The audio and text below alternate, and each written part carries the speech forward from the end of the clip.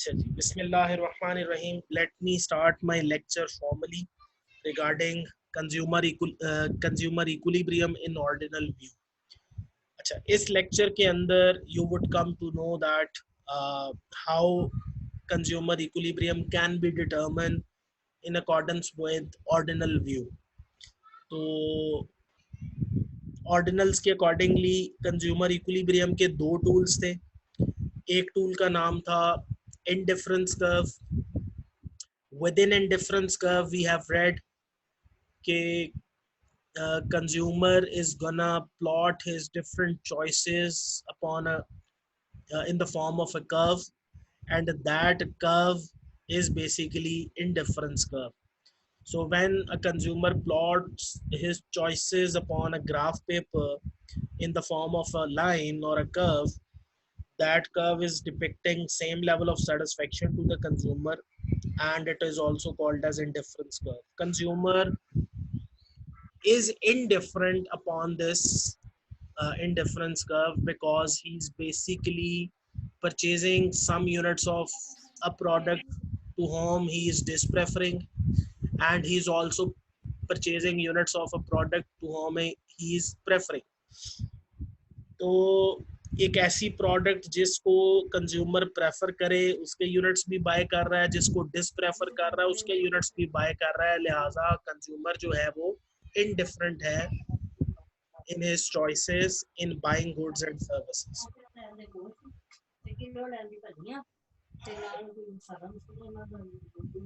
अच्छा, अब इसके अलावा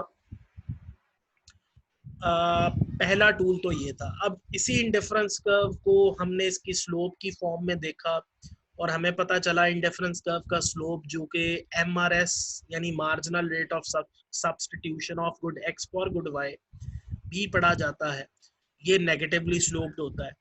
चूंकि MRS की वैल्यू मुसलसल फॉल करती है, नेगेटिव होती है, इसी वजह से इंडिफरेंस कर्व जब उसको ग्राफ की सूरत में ड्रॉ किया जाता था तो वो कॉन्वेक्स शेप में आता था। अच्छा, ये तो था इंडिफरेंस कर्व का कॉन्सेप्ट कि इंडिफरेंस कर्व कंज्यूमर की चॉइसेस को रिप्रेजेंट करता है या कंज्यूमर की डिमांड को रिप्रेजेंट करता है, जो कि ग्राफ की सूरत में ड्रॉ किया जाता है, जिस पर कंज्यूमर का लेवल ऑफ सेटिस्फेक्शन सेम होता है। और हमें पता था कि हर एक इंडिफरेंस कर्व के हर कॉम्बिनेशन के ऊपर लेवल ऑफ सेटिस्फेक्शन सेम रहता है। जब इंडिफरेंस कर्व को अपवर्ड शिफ्ट किया जाता था तो लेवल ऑफ सेटिस्फेक्शन बढ़ जाता था, जब इंडिफरेंस कर्व डाउनवर्ड शिफ्ट होता था तो लेवल ऑफ सेटिस्फेक्शन कम हो जाता था। बजट लाइन दर हकीकत कंज्यूमर के पोटेंशियल को रिप्रेजेंट करती थी कि कंज्यूमर क्या बाय कर सकता है, कंज्यूमर की एबिलिटी टू परचेज क्या है, कंज्यूमर की इनकम के अंदर किन किन प्रोडक्ट्स को कितनी कितनी रेंज के अंदर कंज्यूमर बाय करने की एबिलिटी या पोटेंशियल रखता था। ठीक है, और फिर बजट लाइन को हमने ड्रॉ करके देखा तो वो अभी रिसेंटली मैंने आपको ग्राफ भी दिखाया कि वो किस शेप में बना, वो भी डाउनवर्ड स्लोपिंग कर्व था, जो कि आपको इस ग्राफ की सूरत में नजर आ रहा है। ये जो ग्राफ है, इस ग्राफ से ऊपर अगर कोई हमारी डिजायर है वो हम अचीव नहीं कर सकते। इस ग्राफ के अंडर हम जो कुछ बाय करेंगे इनकम सेव हो जाएगी। तो अजम्पशन हमारी ये है कि कंज्यूमर ने अपनी इनकम कंप्लीटली यूटिलाइज करनी है और कंज्यूमर के पास जो बैलेंस इनकम है, बैलेंस इनकम आएगी या लेफ्ट इनकम आएगी, it should be equals to zero. तो बैलेंस इनकम जीरो होनी चाहिए, तो बैलेंस में सेविंग्स नहीं आनी चाहिए हमारे पास। तो ये हमारी अजम्पशन है कि consumer is not gonna save even a single penny when he is in the market to purchase goods and services. जब पैसे बचा लिए तो लेवल ऑफ सेटिस्फेक्शन मैक्सिमम नहीं होता। तो पैसे फुली यूटिलाइज करके अब जो कुछ बाइंग की है उस बाइंग पे सर्टेन कंडीशंस को चेक करेंगे कि क्या लेवल ऑफ सेटिस्फेक्शन मैक्सिमम हुई या नहीं। और एक और बात आपको बताता चलूं कि इनकम 40,000 में कभी भी हम 80,000 या 50,000 या 60,000 या 70,000 वाली बाइंग नहीं कर सकते। ठीक है, 40,000 की इनकम में 40,000 तक का ही सामान परचेज हो सकता है। 41 यानी 40,000 1 रुपए का भी सामान नहीं परचेज होगा। तो जितनी इनकम होती है उसी रेंज में आपकी बाइंग होती है। जो इनकम के बियॉन्ड डिजायर्स होती हैं वो कभी भी सेटिस्फाइड नहीं हो सकती। मैं 40,000 की इनकम में 1 लाख वाला लिविंग स्टैंडर्ड मेंटेन नहीं कर सकता, अनरियलिस्टिक है। मैं 50,000 वाला भी लिविंग स्टैंडर्ड मेंटेन नहीं कर सकता अनलेस के मुझे एक्स्ट्रा 10,000 के लिए कुछ वर्किंग करके ओवर टाइम लगा के वो 10,000 अरेंज करना पड़े। एक महीने में बोरो करके लिविंग स्टैंडर्ड मेंटेन कर लूंगा, बट मैं उसको कंसिस्टेंसी के साथ फॉलो नहीं कर सकता। सो रियलिटी बेस्ड जो एक्टिविटी है वो यही है कि कंज्यूमर की जितनी इनकम है उसी के अंदर उसका लिविंग स्टैंडर्ड डिटरमिन होता है, और वो उस इनकम रेंज के बियॉन्ड कोई भी डिजायर अपनी सेटिस्फाइड नहीं कर सकता। लिहाजा हमें ये पता चला कि इनकम लाइन के बाहर वाली डिजायर्स अचीव नहीं हो सकती, इनकम लाइन के अंदर वाली जो है वो अंडर कंज्यूम्ड इनकम होती है, जिसपे लेवल ऑफ सेटिस्फेक्शन कभी मैक्सिमम नहीं हो सकता। सो जितनी इनकम होगी उतनी ही स्पेंडिंग होगी, तो लेवल ऑफ सेटिस्फेक्शन देखेंगे कि मैक्सिमम है या नहीं है, क्या कंज्यूमर ने रैशनली बिहेव किया है या नहीं। तो अब चलते हैं कंज्यूमर इक्विलिब्रियम पर। कंज्यूमर इक्विलिब्रियम अंडरस्टैंड करेंगे तो पता चलेगा कि कंज्यूमर ने वाकई ही में मैक्सिमम सेटिस्फेक्शन गेन की है या नहीं। तो स्टार्ट करता हूं जी डेफिनेशन से। डेफिनेशन क्या है जी? Consumer equilibrium in ordinal view. इसको मैं हाईलाइट कर देता हूं आपके लिए। Consumer equilibrium in ordinal view could be achieved, यानी उस वक्त अचीव हो सकता है, could be achieved at a point where, उस पॉइंट पर अचीव हो सकता है where budget line of the consumer, क्या जी? Budget line of the consumer क्या कर रही है?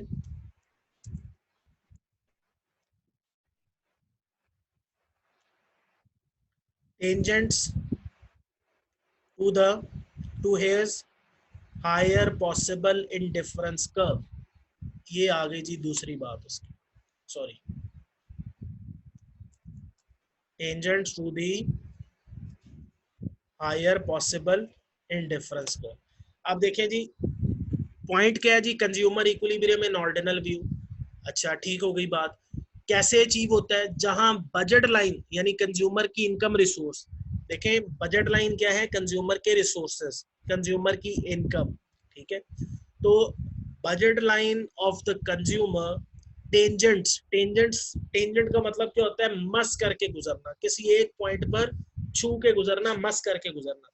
तो tangents to his higher possible indifference curve. हमने तो वर्ड पढ़ा है इंडिफरेंस कर्व का, हमें तो हायर पॉसिबल अभी तक हमने पढ़ा ही नहीं, तो हमें कैसे पता चलेगा हायर पॉसिबल क्या है? ठीक है, तो इसको भी मैं हाईलाइट कर देता हूं ताकि हमें पता चल जाए कि ये क्या चीज। तो ऑर्डिनल व्यू के मुताबिक कंज्यूमर इक्विलिब्रियम उस पॉइंट पर अचीव होता है जहां कंज्यूमर की बजट लाइन कंज्यूमर के इंडिफरेंस कर्व को टेंजेंट करे।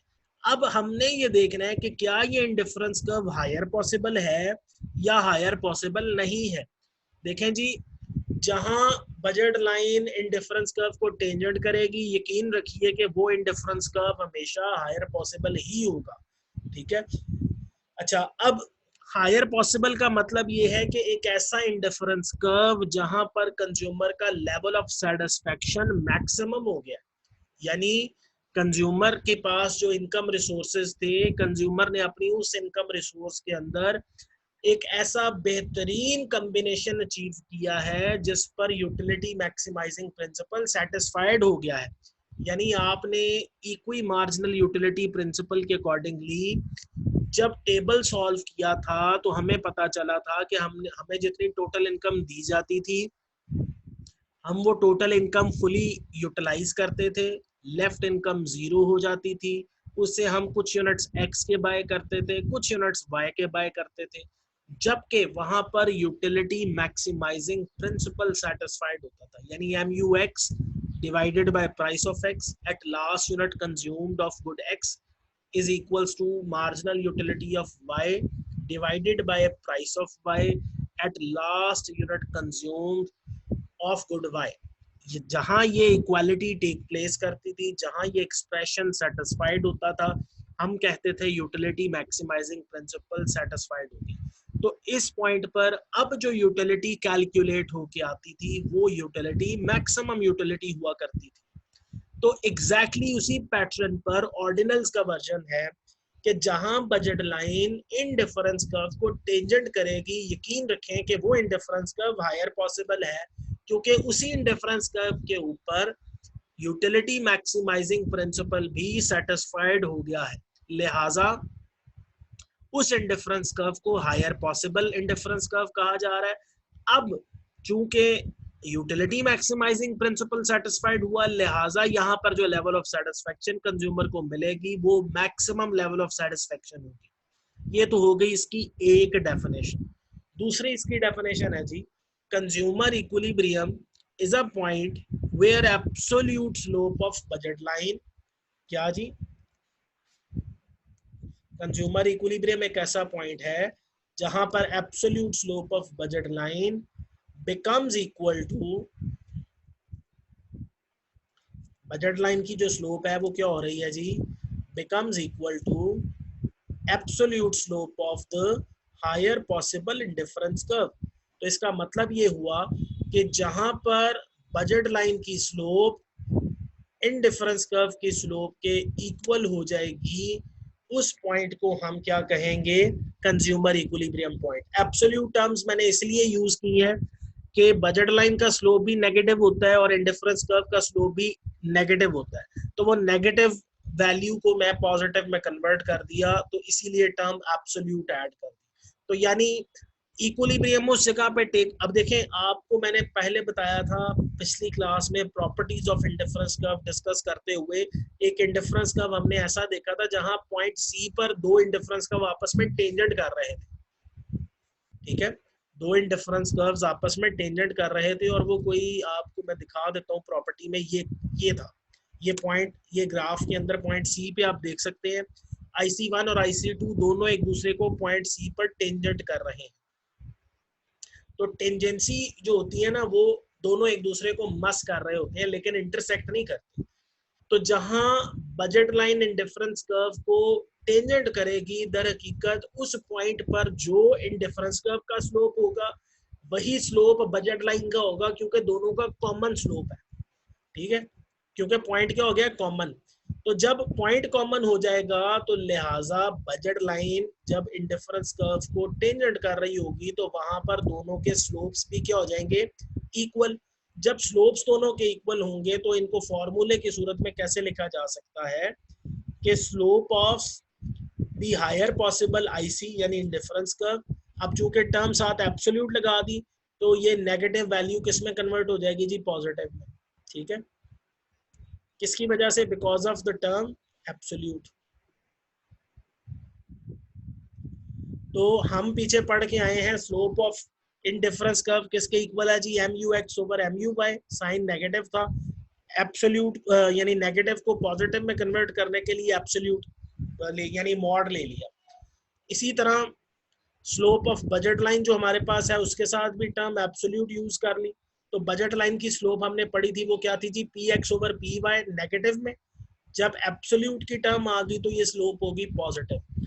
तो absolute slope of higher possible indifference curve should be equal to absolute slope of budget line if we would like to achieve consumer equilibrium point. तो जहां ये slopes equal होंगी वहीं consumer equilibrium achieve होगा, और वहां पर जो कंज्यूमर का लेवल ऑफ सेटिस्फेक्शन होगा वो मैक्सिमम लेवल ऑफ सेटिस्फेक्शन होगा। इसी पॉइंट पर एक्स और वाई के यूनिट्स को कहेंगे ऑप्टिमम कमोडिटी कॉम्बिनेशन। ठीक हो गई बात। अच्छा, अब आप देख सकते हैं MUX over MUY equals PX over PY।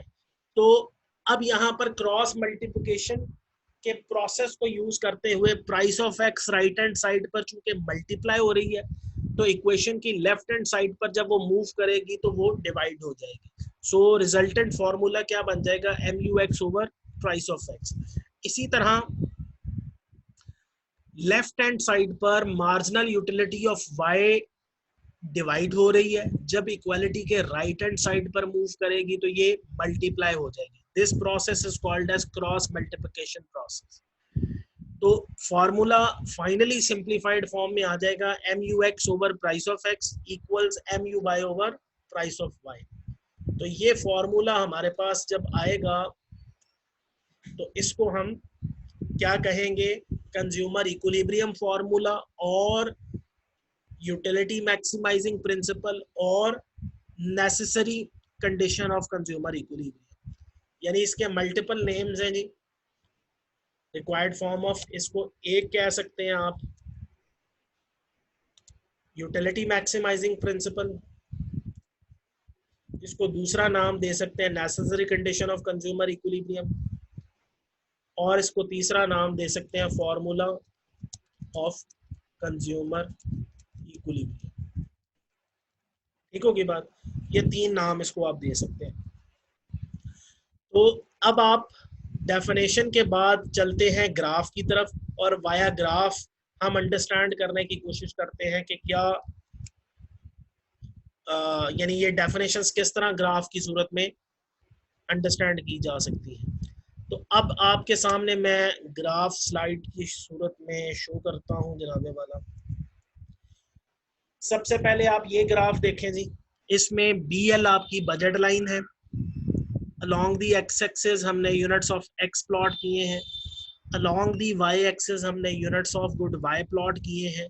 तो indifference curve budget line BL को पॉइंट E के ऊपर गौर से देखें टेंजेंट कर रहा है। तो पॉइंट E पर जब budget line in difference curve को टेंजेंट करेगी तो उस पॉइंट E पर आप देख सकते हैं कि जो स्लोप बजट लाइन का है वही स्लोप इन डिफरेंस कर्व का है। कैसे पता चलेगा? पॉइंट E से एक डाउनवर्ड लाइन ड्रॉ करें, पॉइंट E यानी ऐसी लाइन जो इन डिफरेंस कर्व IC और बजट लाइन के इन बिटवीन एक लाइन पास हो। ठीक है, तो आपको नजर आएगा कि वो लाइन जो है वो पॉइंट E पर जाके जो, अच्छा वो लाइन दर हकीकत क्या बताएगी? IC के स्लोप को रिप्रेजेंट करेगी। इसी तरह वो लाइन बजट लाइन के स्लोप को भी रिप्रेजेंट करेगी, और पॉइंट E पर दोनों के लिए वो लाइन का जो पॉइंट होगा वो सेम होगा। तो इसका मतलब है जो slope of in difference curve है पॉइंट E पर वही स्लोप ऑफ बजट लाइन है। अब उनका चूंकि मॉड ले लिया लिहाजा वो बन गए absolute slope of IC equals absolute slope of budget line. Absolute slope of IC जो है वो MUX ओवर MUY है, जबकि बजट लाइन का स्लोप है PX over PY। Cross multiply किया तो आपके सामने नीचे सोल्यूशन आ गया MUX over price of X equals MUY over price of Y। तो इसको हम कहते हैं necessary condition of consumer equilibrium. ये जी है ग्राफ नंबर 1, ये सिंप्लीफाइड फॉर्म है। अभी इस ग्राफ के अंदर आपको इंडिफरेंस कर्व हायर पॉसिबल नहीं नजर आ रहा। हायर पॉसिबल उस सूरत में होगा जब इसके साथ और डिफरेंट इंडिफरेंस कर्व्स के ग्राफ्स ड्रॉ किए जाएंगे। ठीक है जी। अच्छा, अब मैं आपको एक वर्ड की फाइल के साथ दिखाता हूँ, उसमें आपको पता चलेगा। ये देखें, ये वर्ड की फाइल है, इसमें मैं आपको इंडिफरेंस कर्व्स के मैप्स दिखाता हूँ। ये देखें, ये स्क्रीन पे आपको इंडिफरेंस कर्व नजर आ रहा है।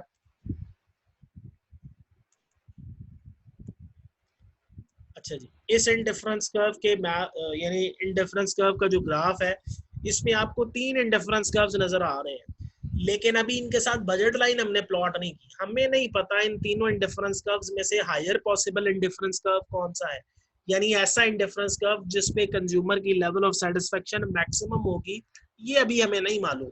ठीक है, तो अब ये देखें, मैं आपके सामने वो जो ग्राफ अभी दिखाया था वो सिंगल ग्राफ था, उससे हमें नहीं पता चल सकता कि हमारा ये जो ग्राफ है, इससे हमें नहीं पता चल सकता कि ये जो इंडिफरेंस कर्व है क्या ये हायर पॉसिबल है या नहीं।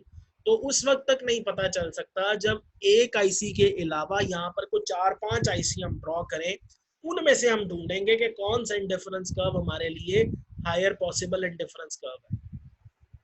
अब मैं आपके सामने दूसरा ग्राफ शो करता हूं ताकि आपकी अंडरस्टैंडिंग डेवलप हो जाए कि क्या हमारा वो टॉपिक है। ये आप देख सकते हैं जी, ये दूसरा ग्राफ है हमारे पास। अलोंग दी एक्स एक्सिस हमारे पास यूनिट्स ऑफ गुड x है, अलोंग दी वाई एक्सिस हमारे पास यूनिट्स ऑफ गुड y है, और BL हमारी बजट लाइन है, IC1 इंडिफरेंस कर्व 1 है, IC2 इंडिफरेंस कर्व 2 है, IC3 इंडिफरेंस कर्व 3 है। अच्छा, IC1 और IC3 हम देखते हैं क्या है, इनकी डिटेल पढ़ते हैं, फिर IC2 की तरफ चलते हैं। सबसे पहले IC3 के साथ अपनी इस डायग्राम की बिगिनिंग करते हैं। अगर आपके पास इनकम BL फर्ज कर लें 20,000 इनकम है, IC3 इस 20,000 इनकम में जरा गौर से देखें, IC3 इस इनकम में आ सकता है? या इस इनकम लाइन से बाहर है। तो पता चला कि IC3 जो है इनकम लाइन BL से बहुत ऊपर है, यानी इस इनकम लाइन में ये इंडिफरेंस कर्व अचीव नहीं किया जा सकता। मिसाल के तौर पे हो सकता है इंडिफरेंस कर्व 40,000 की इनकम के बंदे का इंडिफरेंस कर्व, तो वो 20,000 की इनकम में अचीव नहीं हो सकता। लिहाजा इंडिफरेंस कर्व 3 जो है ये हमारी डिस्कशन से बाहर हो गया। क्यों? क्योंकि हमने उन इंडिफरेंस कर्व्स को पढ़ना है जो हमारी इनकम के अंदर आएंगे। जो हमारी इनकम से बाहर हैं डेफिनेटली वो हम अचीव नहीं कर सकते, लिहाजा हम उनके बारे में स्टडी भी नहीं करेंगे। अच्छा, अब आते हैं IC1 की तरफ। IC1 को अगर आप देखें तो इसके ऊपर डिफरेंट पॉइंट्स ड्रॉ किए गए हैं IC1 पे, A1, A2, A3, A4, A5 and A6। हम ये पीछे पढ़ के आए हैं कि इंडिफरेंस कर्व के ऊपर ड्रॉप यानी जितने भी पॉइंट्स होते हैं उन्हें हम कॉम्बिनेशंस कहते हैं, और वो कॉम्बिनेशंस पर लेवल ऑफ सेटिस्फेक्शन जो है हमेशा कंज्यूमर का सेम रहता है। अब IC1 के अगेंस्ट हम ये एज्यूम कर लेते हैं कि इसके बैक एंड पर जो यूटिलिटी फंक्शन होगा वो U1 होगा, और उसके बैक एंड पर जो इनकम होगी वो I1 होगी।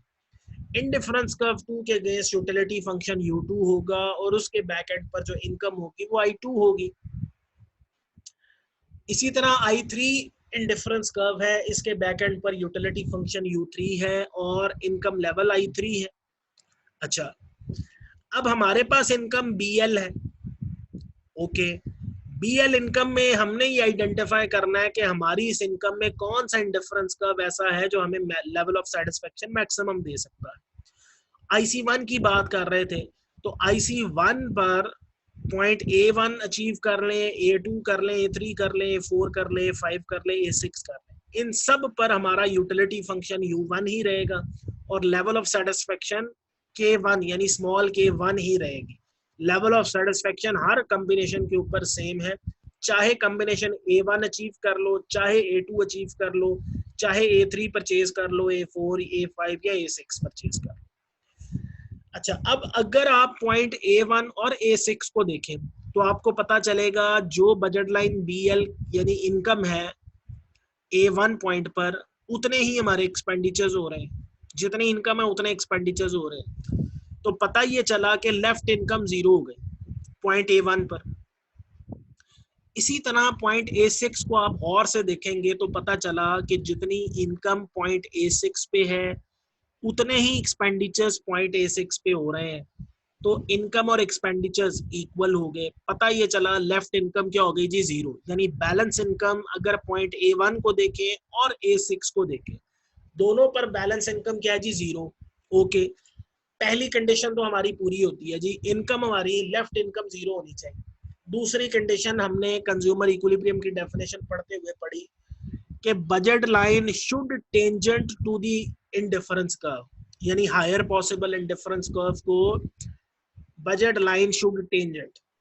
अच्छा, अब पॉइंट A1 पर जरा गौर से देखें, क्या बजट लाइन इंडिफरेंस कर्व 1 को टेंजेंट कर रही है? यहाँ पे टेंजेंट तो होता ना छू के गुजरना, लेकिन यहाँ A1 पर IC1 क्या कर रहा है? ये तो बजट लाइन को इंटरसेक्ट कर रहा है। तो इसका क्या मतलब हुआ? ये डेफिनेशन की वायलेशन है, यानी कंडीशन 1 तो पूरी हो रही है कि लेफ्ट इनकम 0 है, यानी इनकम और एक्सपेंडिचर्स इक्वल हो गए, तो बैलेंस इनकम 0 हो गई। लेकिन जो कंडीशन नंबर 2 है कि budget line should tangent to the higher possible indifference curve, तो वो कंडीशन तो यहाँ पे सेटिस्फाइड नहीं हुई। मतलब ये हुआ कि यहाँ पर दोनों के स्लोप्स भी कॉमन नहीं है। इंडिफरेंस कर्व का स्लोप और है, बजट लाइन का स्लोप और है, लिहाजा स्लोप्स की इक्वालिटी टेक प्लेस A1 पर नहीं कर रही, लिहाजा यूटिलिटी मैक्सिमाइजिंग प्रिंसिपल सेटिस्फाइड नहीं हुआ। लिहाजा ये जो A1 पर लेवल ऑफ सेटिस्फेक्शन है ये किसी सूरत में मैक्सिमम नहीं हो सकती।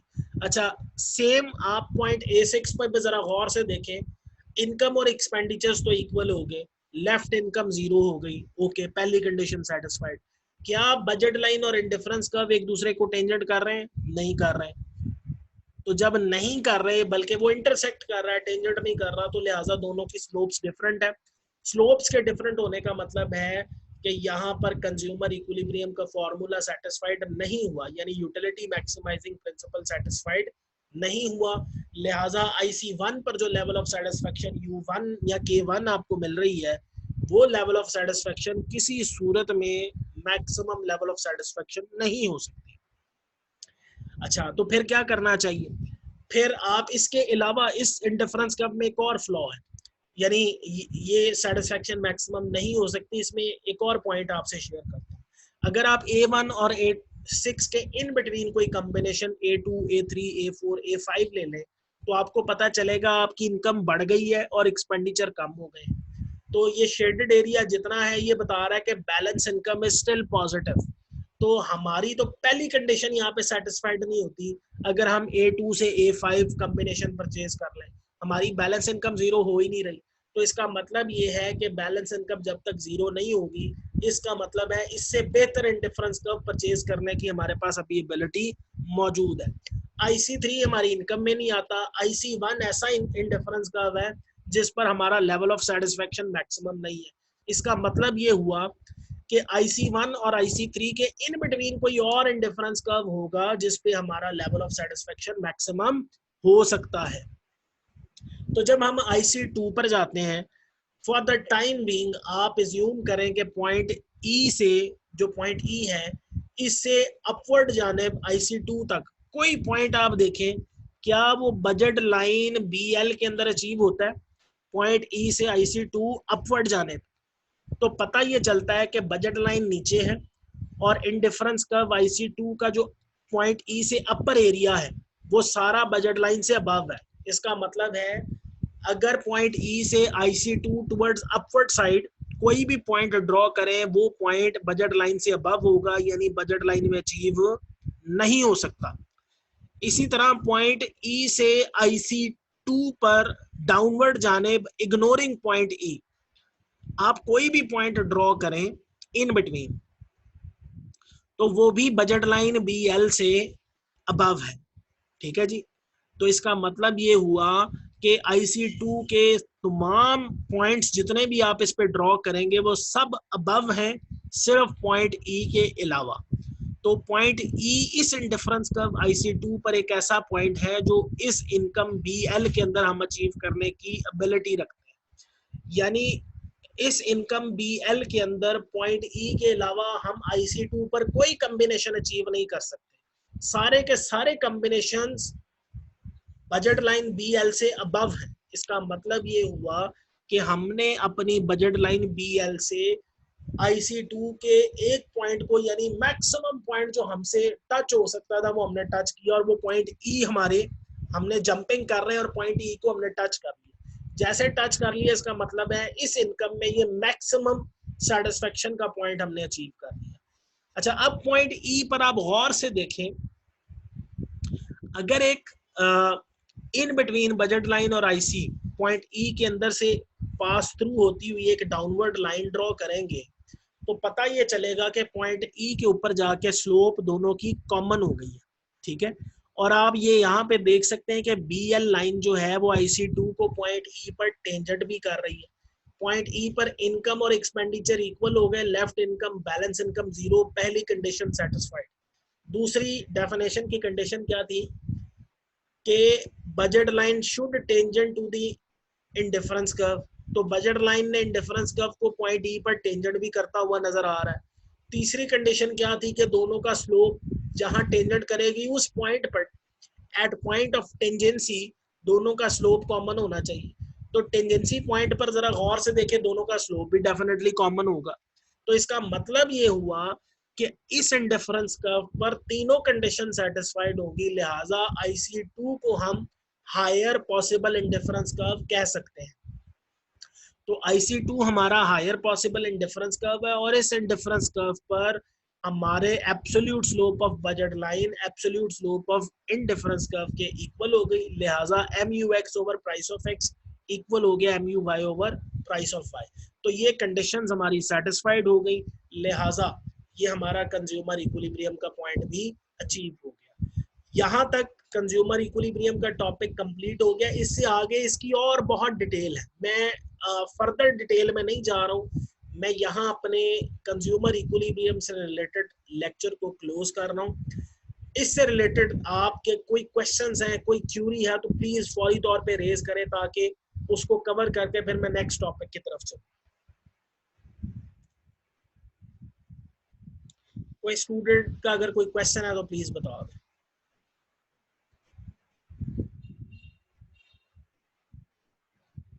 कोई क्वेश्चन नहीं है जी?